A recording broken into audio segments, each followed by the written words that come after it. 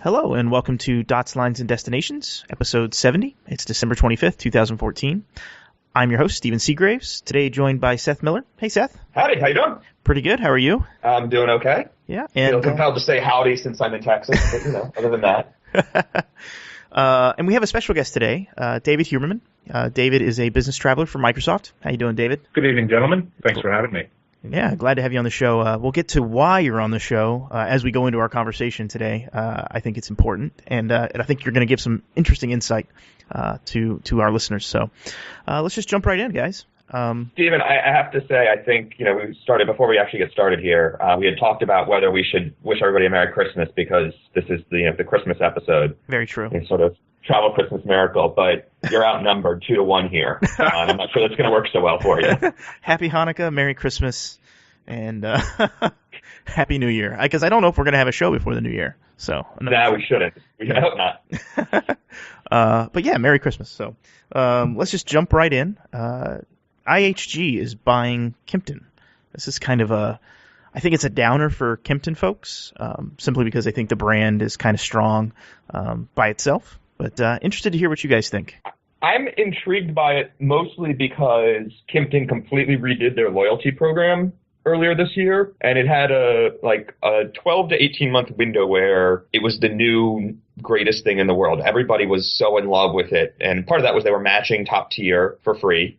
And if you were top tier in Kimpton, you got a free night at any of the hotels that opened that were new that year. And so people were taking advantage of that and getting a ton of free room nights, all over the place. And that made it a huge sort of happy place. And then they sort of changed everything and got rid of points, got rid of free nights mostly. And it turned into we acknowledge you when you're here and you get good stuff on the property, but it's not a place where you're going to earn a free room night or, other special things like that. And so I think that soured a lot of people on it as a loyalty program. Mm-hmm. Ironically, to me, that's the best part for hotel loyalty to me. I don't really play the game of free hotel nights so much, but getting, nice benefits, something special, local, unique to me when I'm on a property would actually make me want to show up more. And Kimptons in general are usually kind of, they're usually focused in big cities, right? I mean, it's not like you're not going to find a Kimpton in, Abilene, Texas. It's going to be Dallas, Houston, New York, Chicago, and it's focused on younger travelers. Am I right? Yeah, it was I'm not sure about younger versus older, but it was definitely sort of a brand that was sort of rebuilding or repurposing old buildings and old hotels, sort of the way W did in a lot of their old renovation properties, mm-hmm. But also, that sort of quirky local flavor stuck through as opposed to being, made dark blue and thumping club noise in the lobby like a W. Did I say that with enough disgust and distaste in my tone of voice? It's yes, and it is annoying. So I feel you. Just not my style. I'm sure there's others who love it. But yeah, it's interesting to me to hear that to see that aspect of them. And they were big in DC where they had a bunch of properties they sort of converted. I think Seattle has a few Kimptons in it, and they're growing. And IHG sort of was trying to do this kind of lifestyle brand type of hotel with their Indigo line, and it has like 6 properties or something like that. Oh, I didn't realize they owned Indigo. Yeah, Indigo is a IHG group. Oh, interesting. Brand. So, part of me says in a perfect world, this just rolls into the Indigo brand. They keep some of the fun, quirky local benefits, and then as an added bonus, now you get Priority Club points or IHG Reward Club points. I think it's the new name. And so, it's a sort of everybody wins game. Yeah. Now, the flip side of that is, what are the odds that happens? Slim. Yeah, probably. There's a chance that they say, we're going to leave this brand out there because it's strong and we just want their revenue, and we're going to give them, take a little bit of the booking fee cut off the top and sort of let it go. Do you think they want in the past. Do you think they want the coverage as well, just like the hotel coverage in some of these cities? Because I know IHG's not huge in, say, like Seattle, or in Portland we have a few Kimptons. So I'm just wondering, like, do you think it's that as well, or do you think they really they don't really care about loyalty? They just said, hey, we just need your money. give us your revenue. Fair question. It's hard for me to believe that IHG really feels lacking in big cities, just for total properties. I mean, part of this goes back to all the work I've been doing with Hotel Hustle lately and looking at where all the properties exist for all the brands. And they have a ton of properties everywhere. I mean, IHG is huge. Yeah. So, but at the same time, like you said, I mean, these are a different style and a different type of property, and it's a market they've been trying to break into. And so at some level, you're the 800-pound gorilla. If you can't beat them, buy them. Yeah. For Kimpton, I mean, you have to realize Kimpton's a private company. It's only 30 years old. It's a gigantic win to form a company, build all these hotels in all these large cities, and then as Seth says, the 800-pound gorilla comes up and they want to buy you. Well, you're going to get a pretty penny on all the money you've invested over the years. And for travelers, for people who love Kimpton, it's exposure into IHG, which is good for IHG. It ensures that these hotels aren't going anywhere. It's a company with sound financial footing, so they'll be well capitalized. It's just the nature of business. Yeah. This isn't Hyatt buying Hilton. It's a small boutique hotel company falling to the inevitable. Go ahead, Seth. No, I was going to say the other bit of that comes from it is with the capital backing of, an IHG group that's been wanting to get into this sort of space for a long time now, there's always the chance that the Kimpton brand suddenly adds 40 new properties. Yeah, exactly. Yep. This could be a good thing for people who like that style of hotel, not necessarily the benefits and whatnot, because we don't know how that's going to translate out, but for the style of hotel, this could actually work really well. Yeah, IHG didn't buy it to gut it. IHG bought it to capture a younger, more stylish or hipper consumer, and if it's successful for them, they're just going to expand it. Yeah. Do you stay at Kimpton's, David?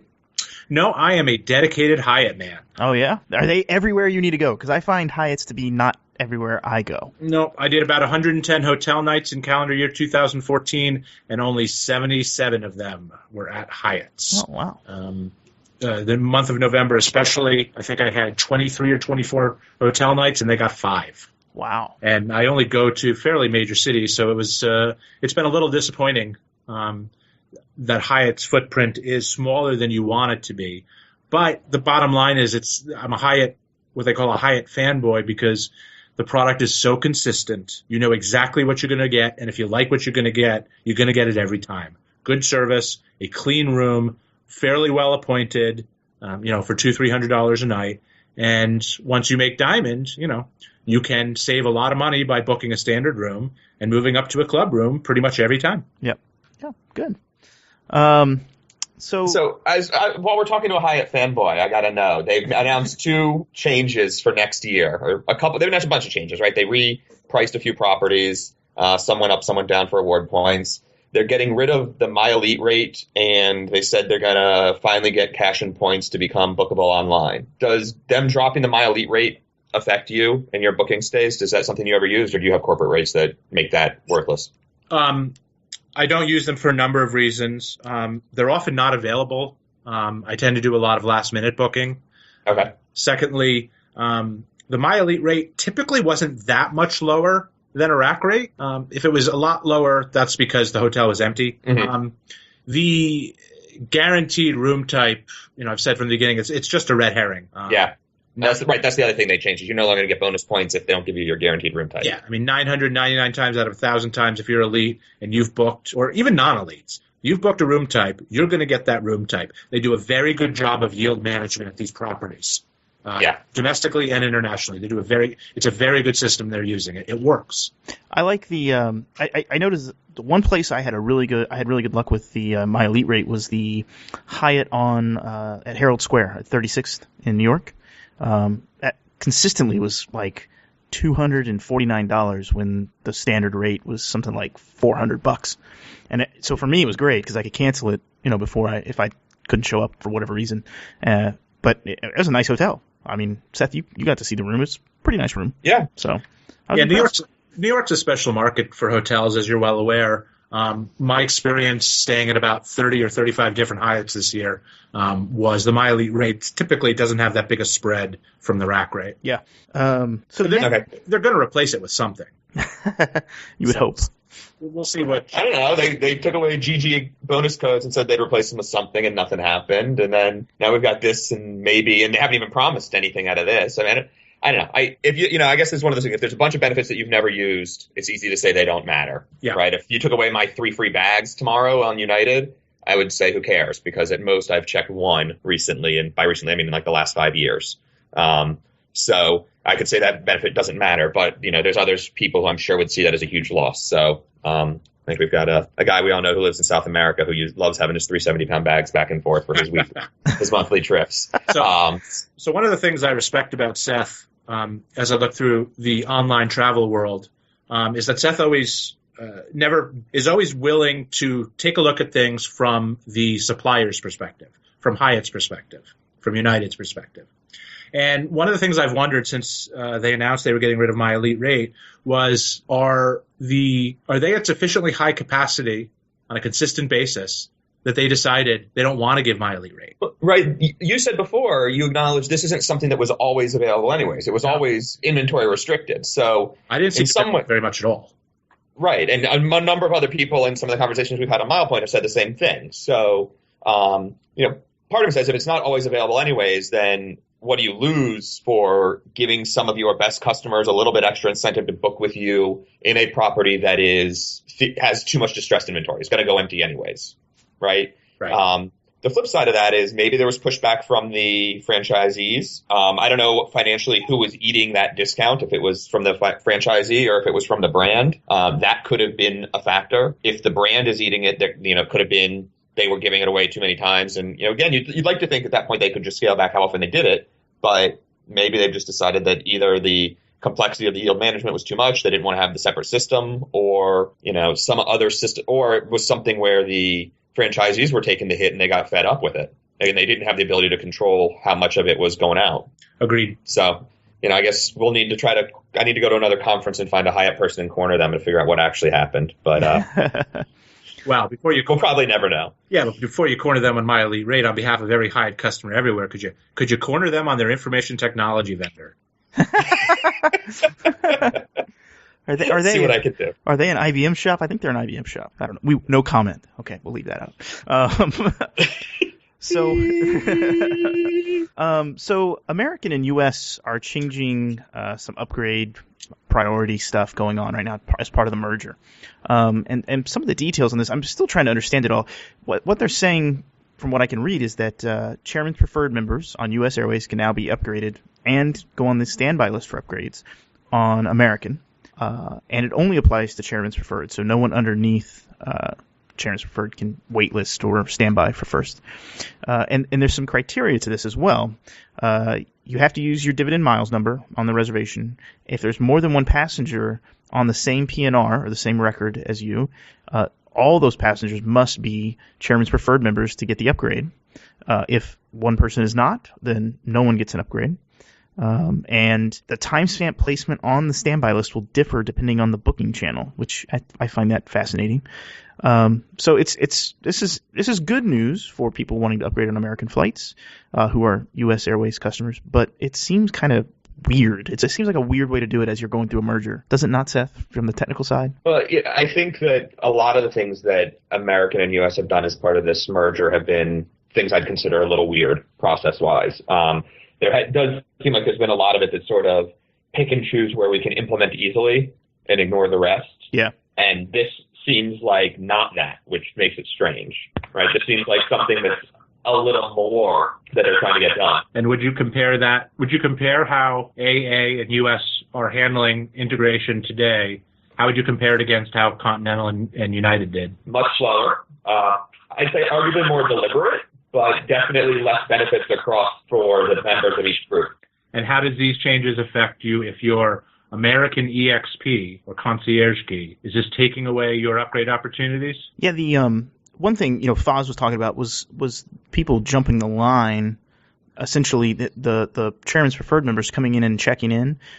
People would be expats would be waitlisted for a seat, and there'd be 4 or 5 open seats, and then all of a sudden there would be no seats, and no one cleared off the standby list for first. So his thought was people were jumping the queue into open, our inventory in United speak, or the first class inventory for American was open at check-in, and these people were jumping that line, whereas it would have been processed automatically at the gate or whenever had they not checked in.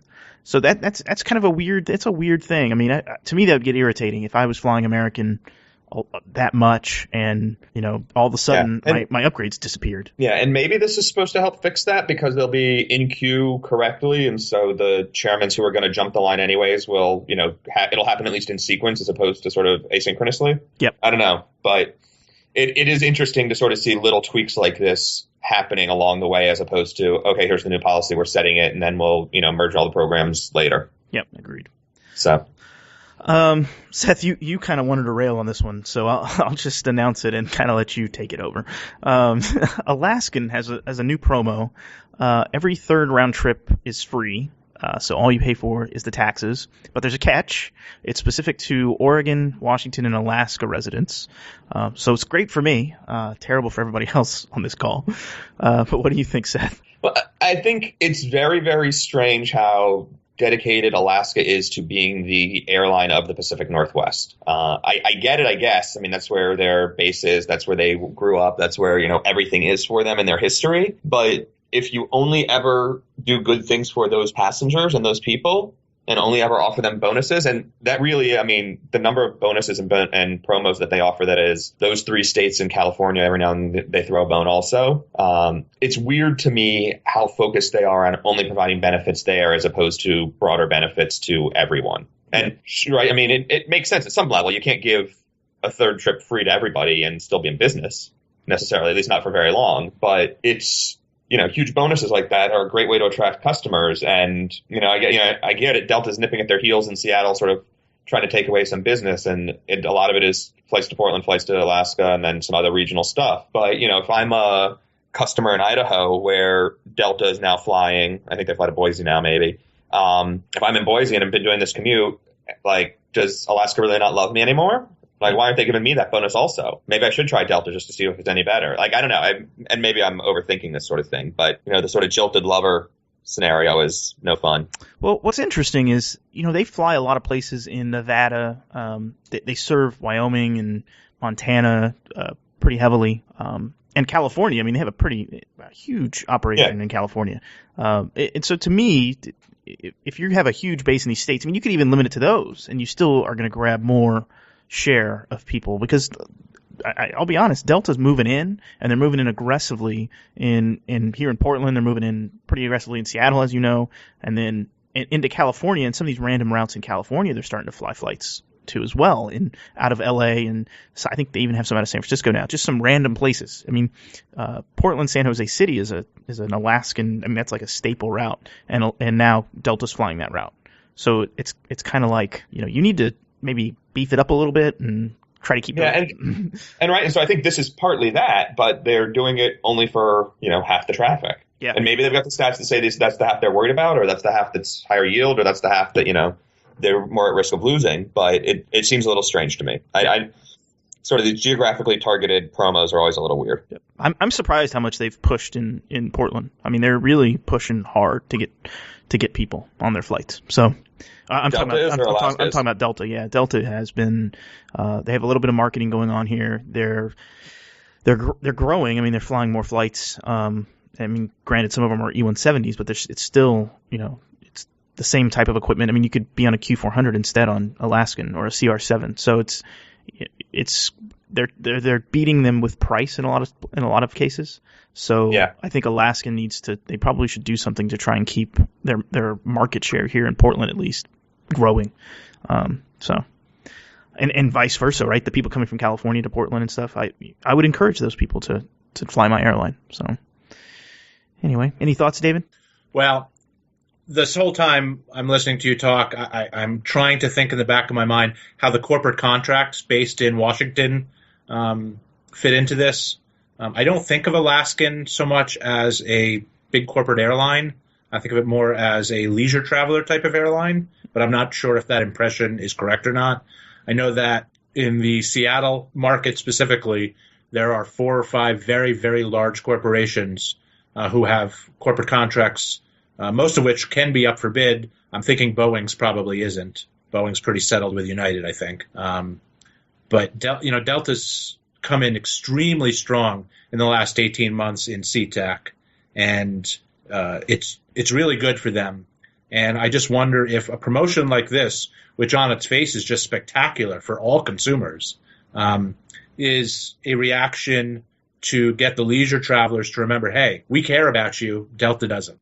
True. I mean, that's actually a really good point. Like, we want to keep the leisure travelers, and maybe they don't care about. I mean, they do care about the corporate customers at some level because of all the stops they've started to places like Dallas, Houston, Washington D.C., New York. I think they care about those customers, but they definitely have. Isn't nearly 20% of Alaska's lift is to Hawaii? Yeah, I mean that's at any given time. That statistic right there, says it's not only a corporate airline, and it's way more VFR and leisure company than the other guys. Yeah, very much. Then I think this type of promotion is fairly brilliant if the financials behind the scenes work, because as Stephen said, you really can't understate how strongly and how aggressively Delta is being in the last 18 months. Yep, I agree.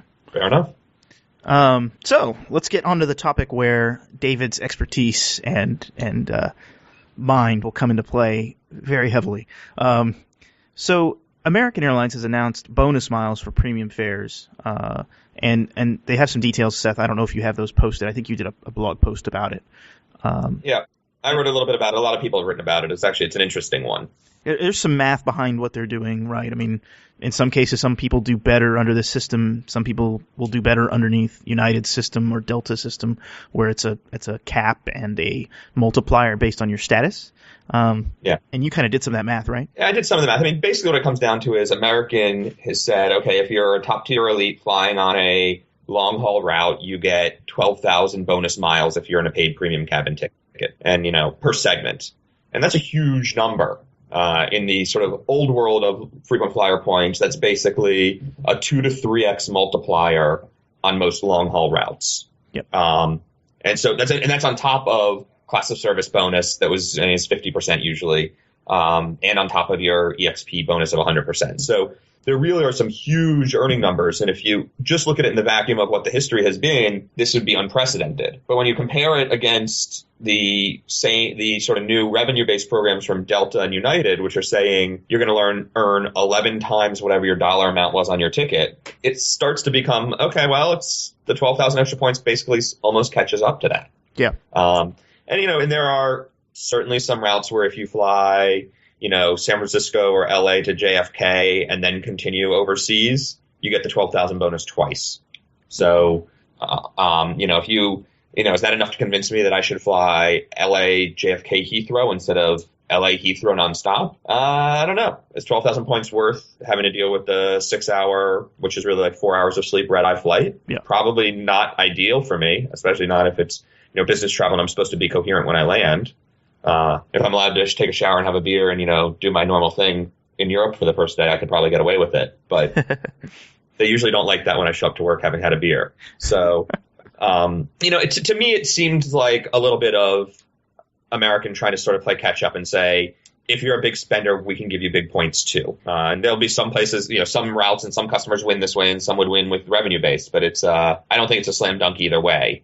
So it's nice and it's interesting to hear them say, we've got these huge bonuses, but Delta and United can sort of say, yeah, that's cute. We just do it all the time. And so some people I saw were hypothesizing that this means American won't go revenue-based in the future. And I personally think that's a pipe dream. I think they're going to go revenue-based as soon as they can. Right.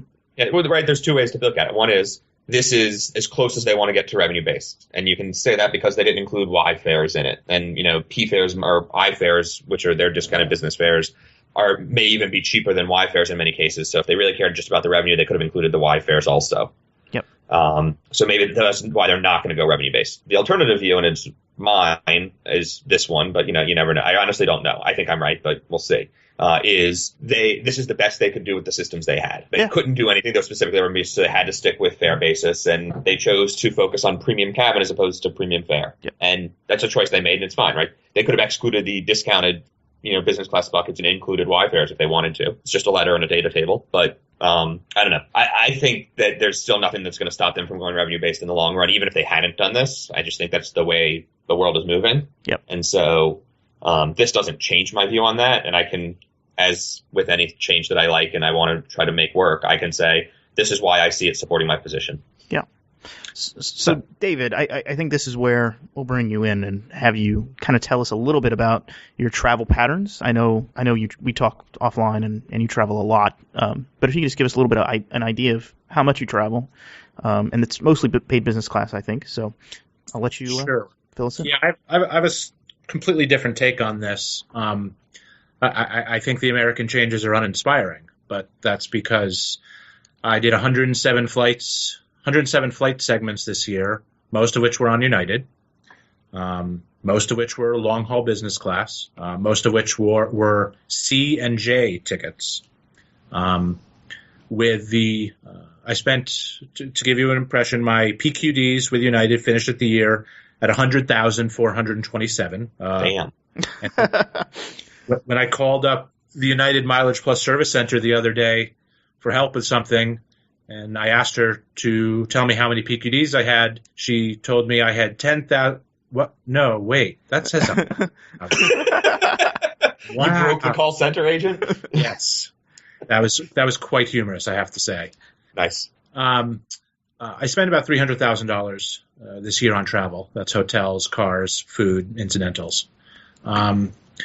United's revenue-based system coming in March 1st is a tremendous change for a customer like me.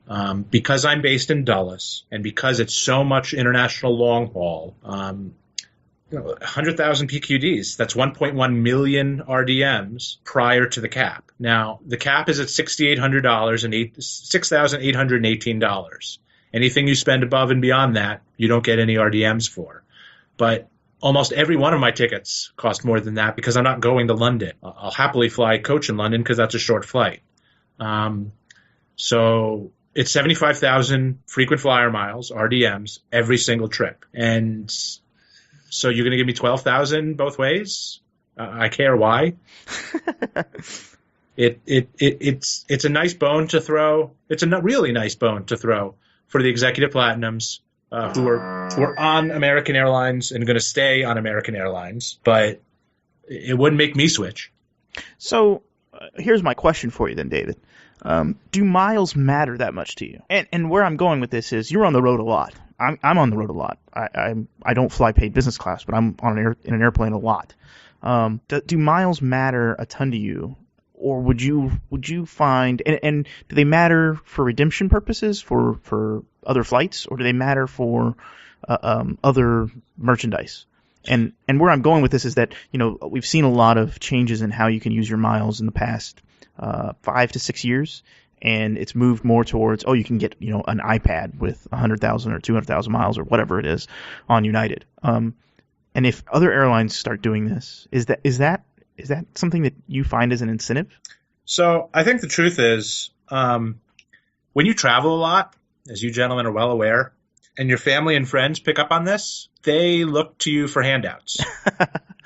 So the more miles you give me, the more magnanimous I can be with the people I love. So my sister needed to go to LA next week, and she told me last night.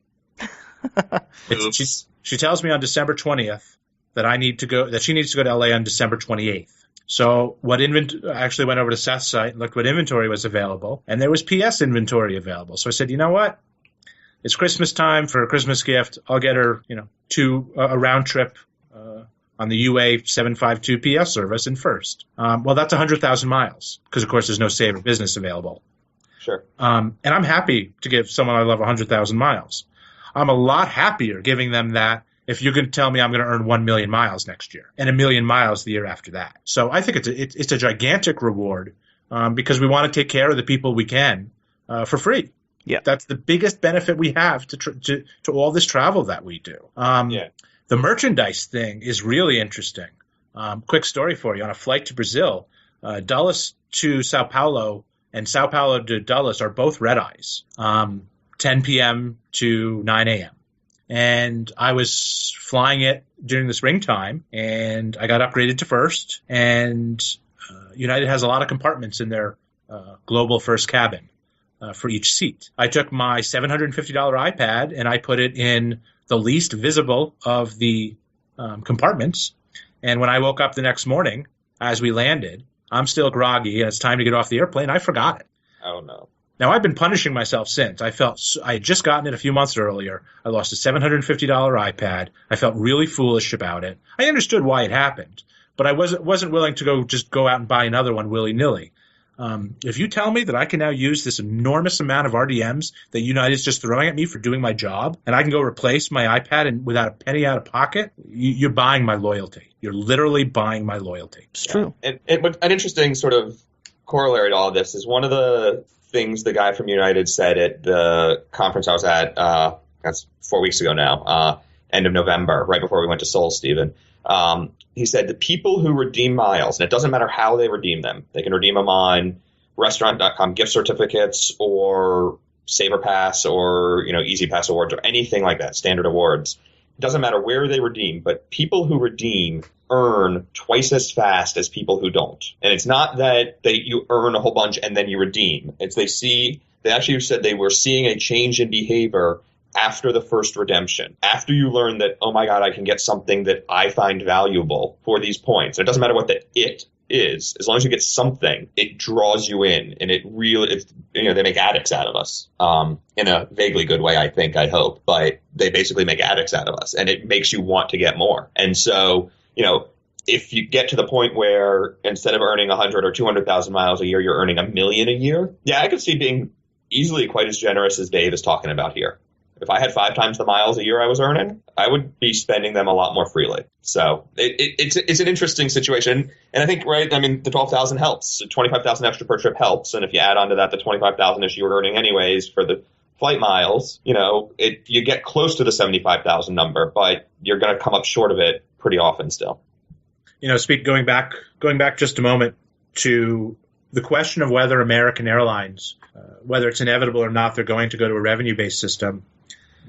One of the things that stood out for me this whole time, since the day Doug Parker took over American, was we all know this was his dream. He wanted to run this airline a very long time ago. Yep. Part of owning American Airlines, part of running American Airlines, is the smashing long-term success of the Advantage program. Advantage has been a first-in-class service for many decades. I'm not so sure they're going to want to race down to the lowest common denominator and join Delta and United. I think if I'm Doug Parker, I want to think long and hard about creating differentiation in the market, showing the world my frequent flyers are people I still value. And how much they fly means just as much to me as how much they spend. Now, the numbers are going to have to work. It's a strange time in the long-term picture. It's a strange time to be looking at it because fuel prices look to be very low for quite a long time now. So profitability is going to be through the roof, relatively speaking, at American and all the airlines. And with that profitability, I don't see an incentive for American to run to revenue-based system when they're the only major carrier who's not. I agree kind of, but at the same time, I have to wonder, all the airlines are making these moves to kind of squeeze a little more out, right? It's a move to make more money. It's not necessarily a move to save money. I don't think fuel prices today are factored in as much as people think they are. I think it was a good excuse maybe 6 years ago to raise, fares and things like that, maybe 5 years ago. But I think things have equalized in this recent drop. I think they're just going, we're printing money now, and they're happy.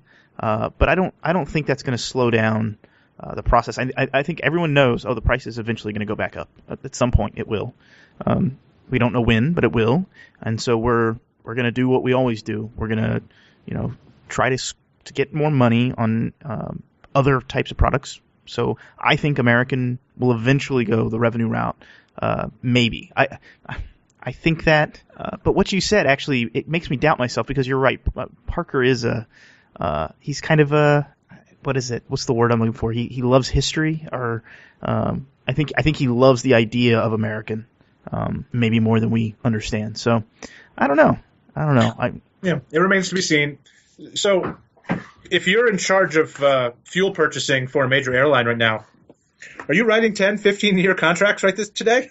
No. $50 a barrel? No, I don't think Seth brought this point up in a conversation we had a few weeks ago. You got to have someone to buy the hedges. I don't think there's enough people out there to do that. Well, right. You could try, The question is, would anyone buy it? So let's pretend there's, the opportunity to do it. Would you, if you could, would you try to lock in at this point? Yeah, I think it's a good time. I fear that no one is willing to buy. To sell. I think you're definitely. To sell. I think you're definitely hedging a significant portion, maybe not 50%, maybe 40%, maybe 35%. You're hedging as much of your consumption as you're comfortable doing for as long as you can at this price. I think if you tell me, hey, I'll give you 35% of your annual consumption of fuel at $60 a barrel if you'll lock in for 10 years and pay me up front. I mean, I'd write that check every time as a major airline. But do you think you can find an oil company or a refiner willing to do that?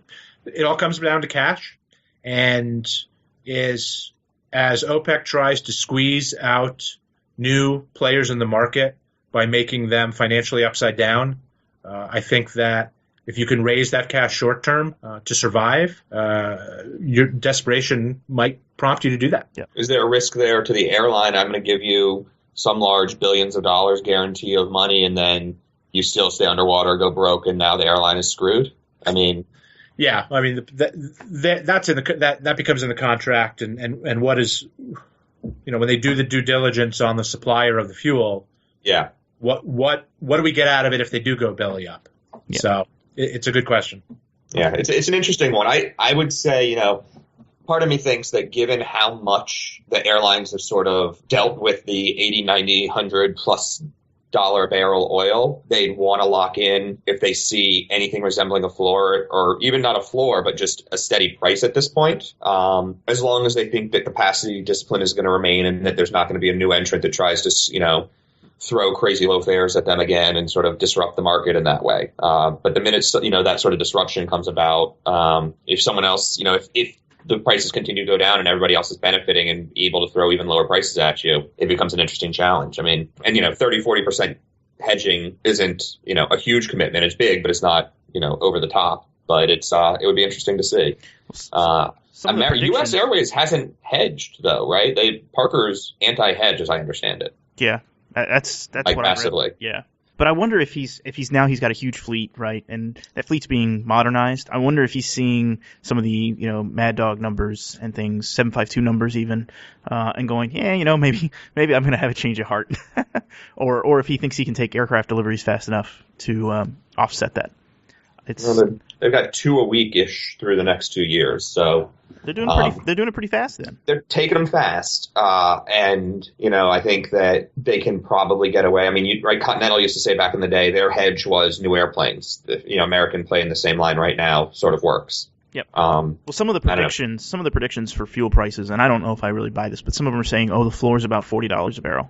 And these are the same guys that were saying it was 70 and 80 2 weeks ago. No, it's different. It's some modeling stuff. They're saying it has to.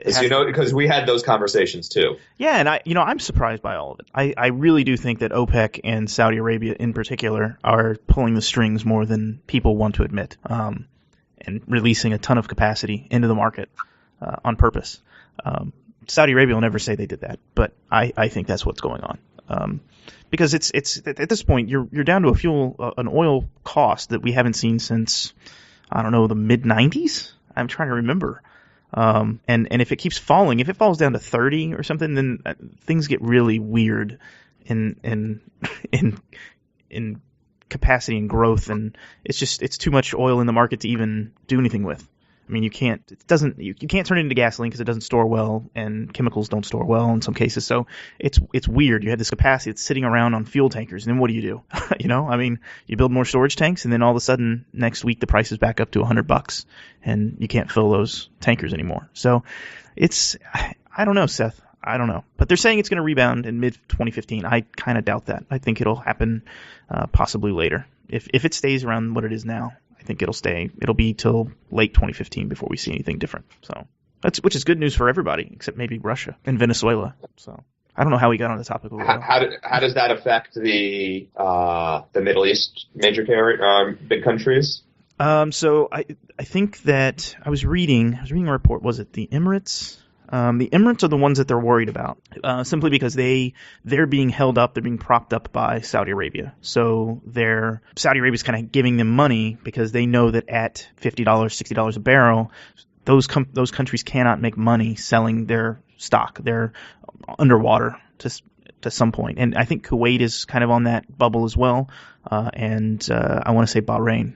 So OPEC is kind of, giving them cash because they cannot sustain themselves if they don't make money. So it's the oil business there is it's shady, man. It's I don't know. Right. I mean, right. This is, so you're saying basically OPEC and Saudi Arabia are paying they're subsidizing the losses of their brethren to push other groups out. Yeah, absolutely. And I don't think it's actually targeted at Venezuela. I think it's targeted I know for a fact it's probably targeted at Russia in particular, simply because of Russia's exploration. They've kind of pushed into new areas in Russia and are finding a lot of oil and natural gas. So they've been able to push out of the pipeline, the Gazprom pipelines, into Europe in the past 5 years, and taken away some of that capacity demand from the Middle East. And I know that's hurt some. I know that some of the African countries as well have pretty good production numbers, but they've been hurting from this too. So, in Venezuela, I think that is a whole different case study, and I can't even go into the economics of that one because I don't really understand what they're doing. They were falsely propping up the price at one point. Now they can barely struggle to keep it at something that would actually produce a profit, and this has tilted it completely the opposite way for them. And they think they have influence, but they really don't. So it's a weird thing, and so that's why I think hedging, to me at this point, the market is way too volatile to go and say we're going to hedge and do this. In my mind, we're going to hedge. We're going to now find someone who sell it to us and let's do it. I just think everyone's kind of on their toes and worried about what happens in the next year. If Russia falters at this point, if the ruble continues its kind of weird downward spiral, that's a huge hit to Europe. Huge, and not just to Europe, but to just the Russians, just themselves. I think it's you could be looking at what we saw in the United States in the 80s in Russia, but at a much worse level. So interesting. Anyway, just for the sake of data and clarity, we're at 55 a barrel, roughly right now. It did drop that low in 2009. Okay. After the crash it was up, over 115, 120. It did drop in early 2009, that low, and then immediately sort of kicked back up and got back above 60 pretty quickly, within a month or two. The last time it was steadily down in that 55-ish range was about 2005, 2006. Oh, really? That soon? I didn't think it was that makes sense, though. That was mid-90s, this will depress the hell out of you. 35? Sort of looking at 25 was a high on Thanksgiving 96. Wow. And that was roughly the high for a period. 1990 had a 41. It spiked over $40 a barrel in October of 91.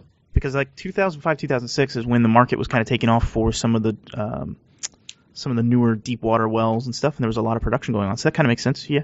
Yeah. And just so anyone who doubts me, the data I'm using is the U.S. Energy Information's archive of WTI spot price per barrel. So jumping back on topic,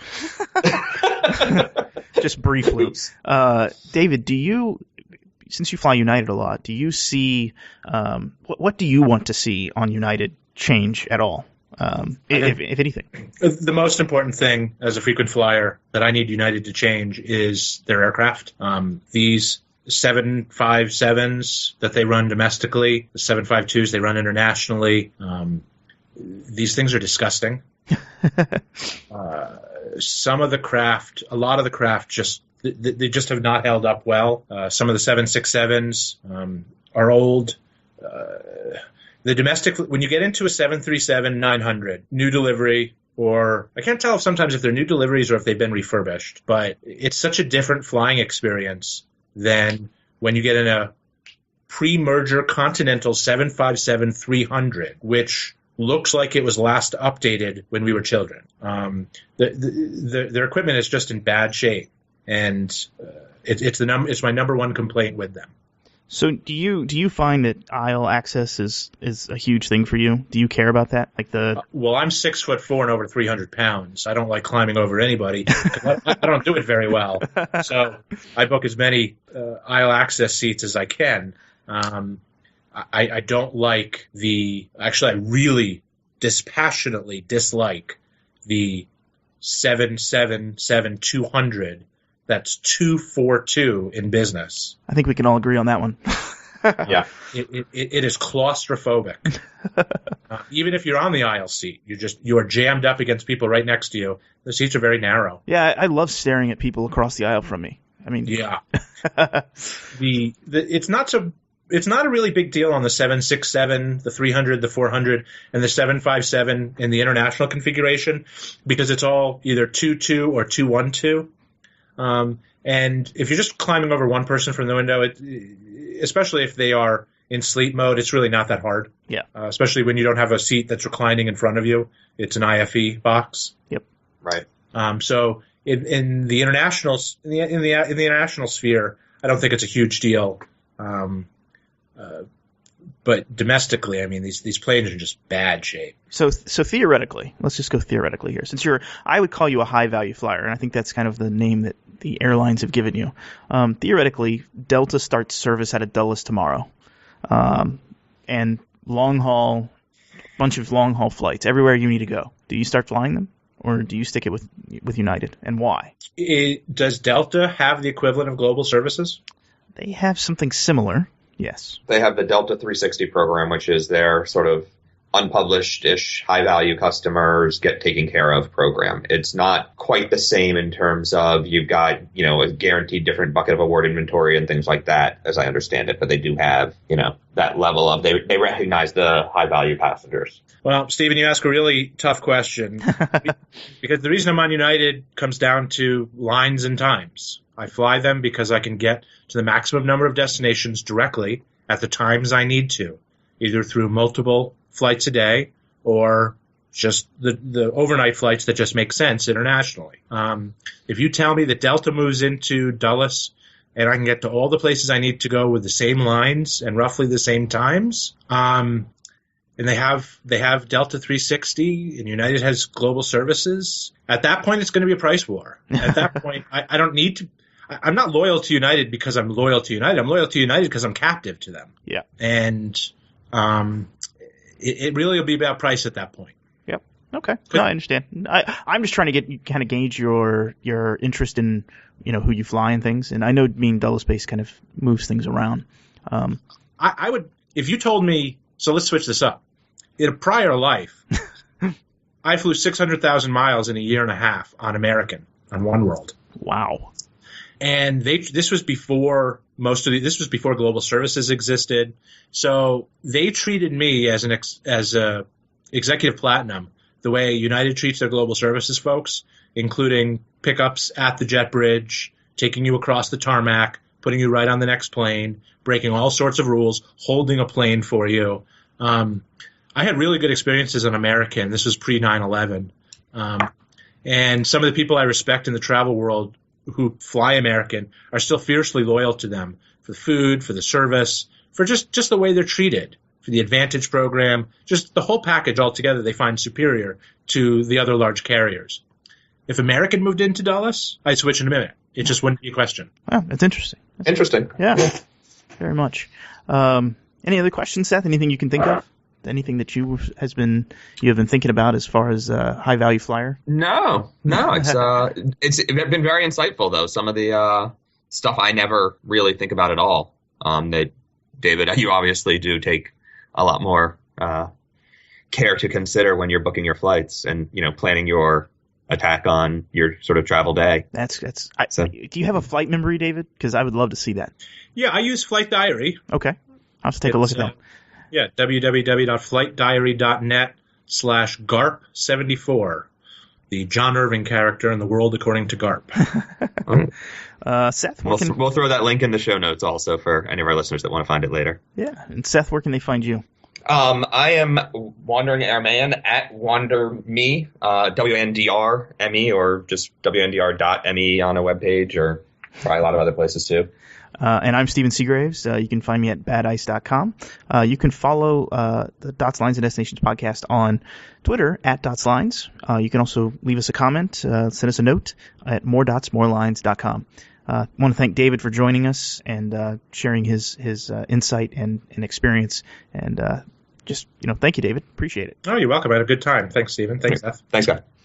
Have a good one. Bye-bye. Oh, bye-bye.